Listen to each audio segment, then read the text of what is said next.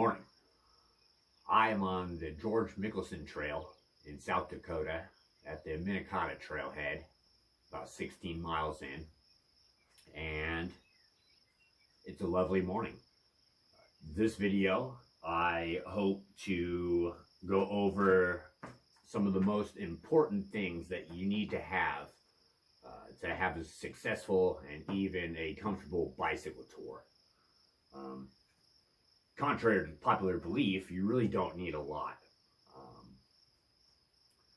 Of course, there's all the subjective creature comforts people think they need, but the way I bicycle tour is kind of the hard way. I don't have sponsors. I don't have finances.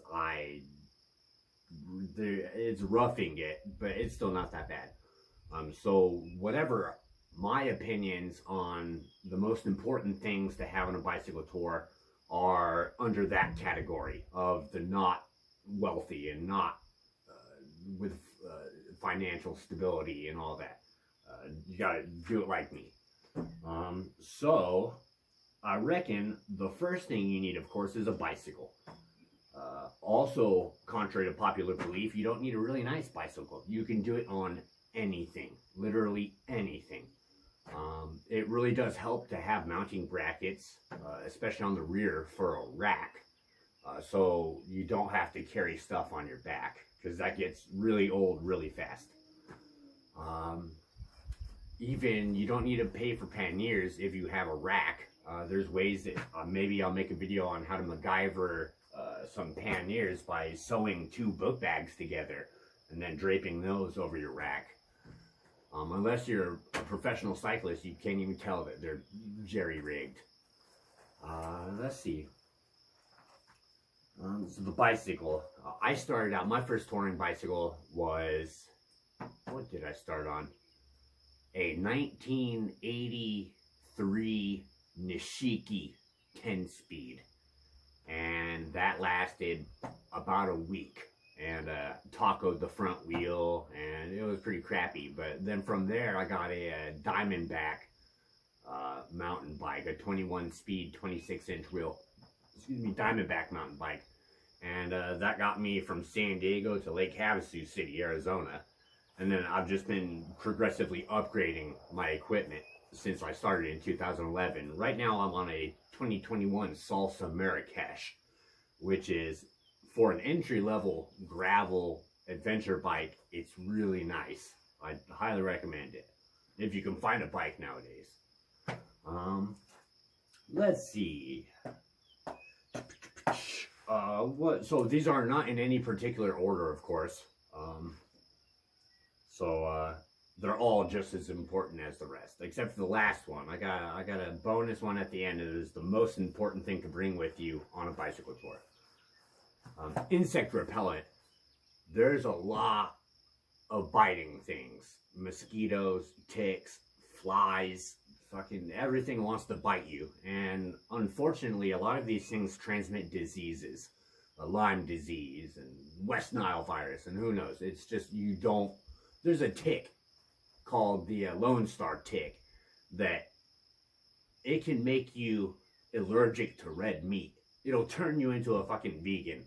So you definitely want to bring insect repellent just so you're safe. I don't have any preferences on insect repellent. The Deep Woods Cutter works really well. Anything with 30% deep is what you want, because man, a lot of these bugs don't care. They eat that stuff for breakfast. So very important if you want to be comfortable. Your sleep system. You got to have at least a blanket, right? I carry a 0-degree sleeping bag, a mummy bag, a liner, which adds 5 degrees perhaps to the effectiveness of the sleeping bag, and I got a wool blanket, just that I could roll up for a pillow or wrap on my feet or use for whatever, a ground cover or a shelter or whatever. I carry a large tarp, which you can get 99-cent store tablecloths, and that's a ground cover. But you definitely want to put something down so you don't tear up your equipment. And a tent. you don't need one. The tarp doubles as ground cover and roof cover, but I also carry a tent. Very, very important. Shit tickets, i.e. mountain money, i.e. toilet paper. You have to have it because it sucks having to pull off a sock and use that, you know what I mean? Mountain money is very important. Wet wipes, they're everywhere, they're affordable, and they're very effective. Napkins, at any restaurant, any fast food joint, anywhere, you can just snag a couple handfuls of napkins and keep them in a Ziploc bag so they're dry. And you can carry those on you. So, shit tickets are important. Not essential for most people, but for me, with the lack of resources, I carry a cook system. I got a full stove, I carry a French press for my coffee. I got frying pans, pots, spatulas. I got pretty much a full kitchen because I enjoy eating food. And you believe me, when you're on the road more than 1,000 miles, peanut butter on tortillas gets really, really boring. So I got macaroni and cheese I'm gonna have for breakfast. Not too bad. So cook system, power system. Nowadays, everybody has electronics. That's just how it is. You can't just carry a paper map and go. It's going to be really, really miserable. We all have cell phones. A lot of us carry rechargeable digital cameras, tablets, computers, all of that. It is really effective to have some kind of residual power, continuous power, ambient power, static, some way to make power when you're doing nothing, i.e. a dynamo hub can create electricity for you're going to be rolling anyway, right? It's usually sunny, so solar power is what I have. Is a small Goal Zero Nomad 7 solar charger. So some kind of way to make residual energy is a really, really good idea. Because sometimes it's hard to find electricity. Like, there's no plugs here and stuff. We're out in the middle of nowhere. So another thing is carrying the external rechargeable battery units, the power bricks or whatever you call it. I carry 3 of them, which I shouldn't. They're really heavy, but they're all between 13 and 20,000 milliamp hours. So I can keep charged for a whole week. I just have my phone and my lights is all I have to charge though. So super effective. Have to have power. First aid kit. Hopefully you may never need to use it, but you have to have at least a basic first aid kit that has antiseptics, band-aids, alcohol, like hand sanitizer, any kind of disinfecting alcohol. Shit, dude, I have such a fat ass first aid kit. I got a scalpel. I got all kinds of shit in mine. But you do need at least a basic first aid kit because you never know. You never know what could happen, and you might be very, very far from civilization. And you don't need medical knowledge to at least give yourself a better chance of not being screwed. Carry a first aid kit. Flat repair. Of course, you're on a bicycle, so everything that is involved with bicycling, maintaining your bicycle, is kind of important. I carry all my tools, so I got a cassette tool and chain tool and spoke tools, and I carry all my tools because of my lifestyle choice. But you at least need flat repair. It's very easy and light to just carry the CO2, little quick airs. That'll get you down the road. It's very quick and effective, but I recommend carrying at least one extra tube, one spare tube if you're going to. That can hide anywhere. You can wrap it around your hub. You can stick it anywhere. So that's not in the way. They don't weigh much, and it sucks to have to stuff your tire full of grass or something to be able to roll down the road. So flat repair and tube. We were talking about electronics earlier. Your cell phone. You have to have a cell phone, even if it's not on or doesn't have service. Every cell phone in the United States of America can dial 911 if it has a battery in it. So I've done this before with no service, or I guess you have to have cell or tower service, but no data service. You can call 911 in an emergency on any phone. So just get a little burner flip phone from the 90s or the early 2000s and just carry it around in your bag somewhere. They don't weigh anything, they're small, they're indestructible, those little Nokia ones. So definitely have an emergency cell phone.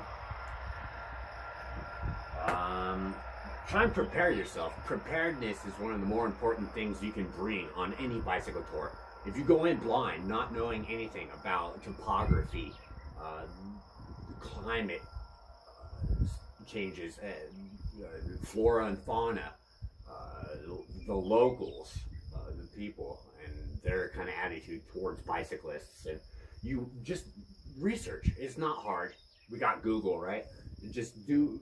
It doesn't hurt. Knowledge is power, I guess is what they say. It's some magic school bus shit. Find out as much as you can before you start your tour. We got YouTube videos now. The YouTube University will tell you anything you need to know. So, knowledge is power. A weapon. I used to carry a pistol, but I got jacked. And it's kind of, I don't know, it's kind of trivial. It's weird carrying a gun. So, at least have a pocket knife. No matter what, always, everywhere. At least have a pocket knife. Not just against like people and stuff, but critters, any kind of animal that you don't want coyotes dragging you out of your tent or nothing, right? Also, it's a tool. It's not just a weapon. A pocket knife can be used for anything from cleaning your nails to preparing food. So have a weapon. Clothing. So have knowledge of your route. If you're in the far north, you're probably going to want to bring layers. You're probably going to have, you want to be lightweight, so puffy type jackets and stuff like that. Very insulative type clothing. If you're doing the southern tier, especially in the summer, you don't need nothing. You just a pair of shorts and tank top, and that's really all you're going to need. So that goes along with the knowledge of your route, is what kind of clothing amenities you would have to bring. Layers, of course, you'll hear everywhere. Layers are important because if it's too hot, you take one off, put one on. Too cold, same thing. The less clothes you carry, the less laundry you got to do too. So there's a bonus tip. Let's see. I think that is just about all of the most important things I can think of that you need. I told you. I guess I told you there was one most important one at the end. I'm gonna throw an honorable mention first. You gotta look cool, man, because people see you, people want to talk, people are interested. So the cooler and more outlandish and crazy you look, the more people are interested. And who doesn't like getting attention? So that was the honorable mention. The most important thing you can bring that is essential for you to have a successful, comfortable, awesome bicycle tour is a good attitude. You have to be positive. If you're negative or if you're mopey or you're the shit's gonna suck. And I don't believe in like some energy karma nature shit, hippie vibe shit, but fuck man, the more negative you are, the more negative shit comes. It just seems to work that way. So even if you just have to fake it, just smile. And just fake it till you make it, I guess they say. But just smile. That helps. It's a start, and you have to start from somewhere. Some things I do when morale is low and I need a pick-me-up is something my dad taught me when I was a little kid. Is every single trucker, maybe the young ones have to know, but every single big rig trucker knows what this means. So, this makes me smile thinking about it. What you do is, you see a truck coming, and do this. and he'll blast his horn, and that is such an awesome feeling. And that's a morale booster I use. That's a good pick-me-up. There's lots of other things too. You could chemically alter your mood also with cannabis or chocolate or stuff like alcohol. But it's better to do it all au natural, of course. Fishing is fun. Fishing makes me happy. So a fish a day keeps the psychiatrist away. Anything that you personally can do. Music. It's really, you have your electronics, you have your cell phone, there's podcasts, there's MP3s. Music will make you have a good mood and make your day better. So just be positive, be happy, be optimistic, and pass it on. It doesn't cost anything. It doesn't hurt to pass on optimism. And I think that, like I said, is the number one. That will make or break your bicycle tour, is a good attitude. So thank you for hanging in there if you made it this far. This was a long, boring video. I'm sorry. I'm just trying, I made a script even. I'm just trying to make more educational type, informative videos to help people, because those are the suggestions I've gotten from awesome cyclists I've met. I want you to subscribe, like, and ride your bike, as always. And please be safe as you can. And I'll talk to you later.